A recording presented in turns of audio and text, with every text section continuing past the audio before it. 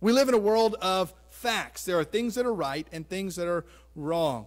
There are times that my wife and I get into disagreements on things. We don't see eye to eye, and usually they're petty. Usually they really don't matter.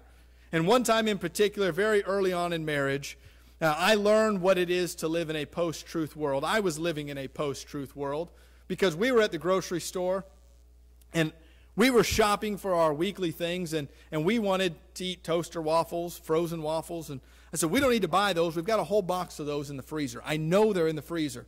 And she said, I know they're not in the freezer. Well, I knew I was right because I had just seen that box in the freezer that morning. And I said, we're not buying those toaster waffles because we have a whole box of them in the freezer. And she's saying, I'm telling you, I looked in the freezer this morning and couldn't find any. They're not there. Now, here's what I want us to understand.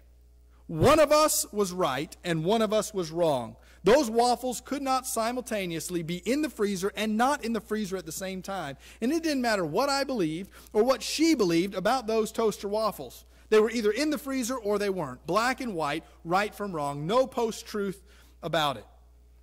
Now, it doesn't matter who was right and who was wrong. That's not important. What's important to realize is that one of us had to be right and one of us had to be wrong. And I will make a note that neither of us had waffles the next morning, unfortunately.